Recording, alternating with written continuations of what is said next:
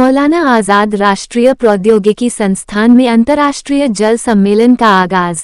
शुक्रवार को मौलाना आजाद राष्ट्रीय प्रौद्योगिकी संस्थान मानित में 2 दिन का अंतर्राष्ट्रीय जल सम्मेलन शुरू हुआ, जो 32वें अंतर्राष्ट्रीय जल दिवस के उपलक्ष्य में मनाया जा रहा है। सतत विकास लक्ष्य विषय के साथ आयोजित यह महत्वपूर्ण घटना सिविल अभियांत्रिकी विभाग और केमिकल अभियांत्रिकी विभाग द्वारा आयोजित की गई है, जो आज के युग में जल संरक्षण और सतत प्रबंधन के महत्व को उजागर करने का लक्ष्य रखती है। उद्घाटन समारोह में मैपकास्ट के महानिदेशक डॉक्टर अनिल कोठारी ने भाग लिया, जिन्होंने सम्मेलन का उद्घाटन किया। यह आयोजन केंद्रीय जल आयोग CWC के मुख्य अभियंता आदित्य शर्मा, डॉक्टर के शुक्ला, निदेशक MANIT Bhopal, doctor CSP Ojha, professor IIT Roorkee, doctor A.K. Sharma, विभागाध्यक्ष सिविल अभियांत्रिकी द्वारा अध्यक्षित की गई। डॉक्टर कोठारी ने अपने संबोधन में प्राचीन भारतीय ज्ञान परंपरा के माध्यम से जल के महत्व को समझाया और जल संरक्षण के लिए प्रेरित किया। डॉक्टर के शुक्ल ने क्षिति, जल, पावक, गगन, समीरा, पंचतत्व मिल बना शरीरा के माध्यम से जल को मानव शरीर और जीवन का एक महत्वपूर्ण हिस्सा तथा प्रकृति की अमूल्य भेंट बताया। उन्होंने प्रोफेसरों, शोध विद्वानों और प्रतिभागियों को जल संरक्षण, उपचार और इसे प्रदूषण मुक्त बनाने के क्षेत्र में कार्य करने के लिए प्रेरित किया। सम्मेलन समन्वय समिति के सचिव प्रोफेसर H.L. तिवारी ने कहा कि सम्मेलन के लिए लगभग 215 शोध पत्र प्राप्त हुए और उनमें से 162 को स्वीकृत किया गया। विशेषज्ञ व्याख्यान के लिए आयोजन में 18 मुख्य वक्ताओं को आमंत्रित किया गया है, जो जल के सभी पहलुओं को कवर करेंगे।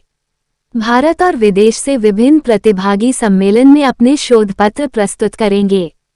प्रथम दिवस में विशेष व्याख्यान professor CSP Ojha, professor IIT Roorkee Shri Aditya Sharma, मुख्य अभियंता CWC भोपाल और doctor B.K. Yadav, professor IIT Roorkee द्वारा विभिन्न क्षेत्रों में जल संरक्षण और प्रबंधन पर दिया गया।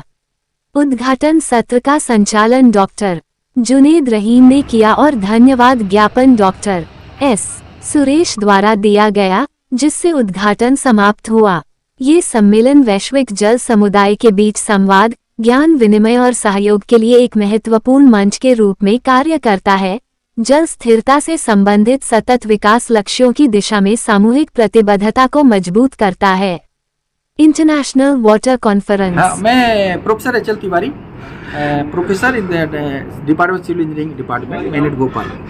आज जो कॉन्फ्रेंस हुई है किस उपलक्ष्य में हुई है? ये कॉन्फ्रेंस का आज का कल से शुरू है। आज इसका दूसरा दिन है और अंतिम दिन है।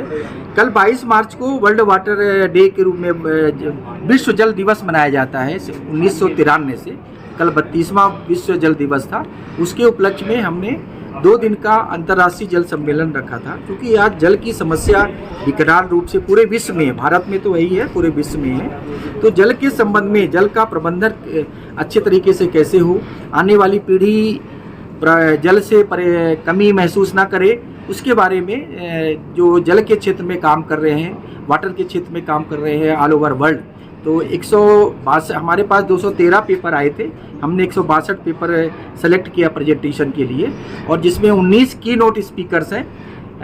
USA से, जर्मनी के 2 लोग हैं, और पूरे IITs, लगभग ऑल IITs है और NITs है।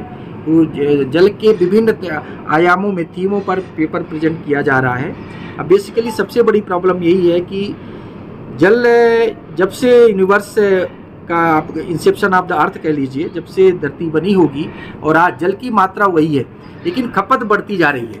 और हमारे भारत में पूरे विश्व का जल का जो मात्रा है ना 4%, और जनसंख्या कितनी है 18%। तो हमारे भारत के लिए और चिंता का विषय है। तो इसको ज़रूरत है प्रबंधन, प्रॉपर तरीके से प्रबंधन क्योंकि पानी देखिए बहुत आता है।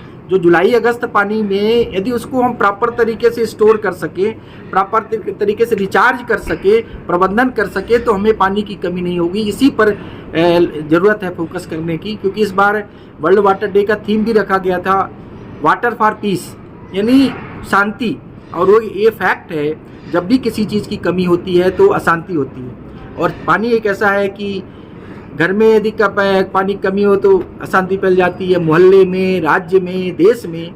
तो ज़रूरत है कि प्रॉपर तरीके से वाटर का कैसे प्रबंधन किया जाए, रिसोर्स कैसे रिचार्ज किया जाए, कंजर्वेशन किया जाए। और सबसे बड़ी प्रॉब्लम जो हो रही है अर्बनाइजेशन, विकास तो होना है, इसमें पानी का कंजम्पशन। तो इस विकास के युग में विकसित जो सस्टेनेबल डेवलपमेंट कैसे हो ताकि आने वाली पीढ़ी को पानी की समस्या का ज़्यादा परेशानी नहीं हो। जो रोडों का जो डमरीकरण हो रहा है या कह सकते हैं सीमेंटीकरण हो रहा है या पक्के मकान बने, ये भी कोई कारण है? क्योंकि पहले मकानों के आसपास तो नहीं, ये तो फैक्ट है। क्या होता है कि आप सोचिए, जो पानी अपने आप देख रहे होंगे कई जगह कह रहा कि भूजल स्तर की मात्रा में कमी हो रही है। यानी भूजल स्तर मात्रा कमी मतलब वहाँ का पानी जो स्टोर अंदर है वो कम हो रहा है। तो पानी वहाँ जाता कहाँ से है? जब पानी गिरेगा और रिचार्ज होगा। जब आपने पूरा सीमेंट पक्कीकरण कर दिया तो पानी अंदर पर इंटर ही नहीं कर पाएगा।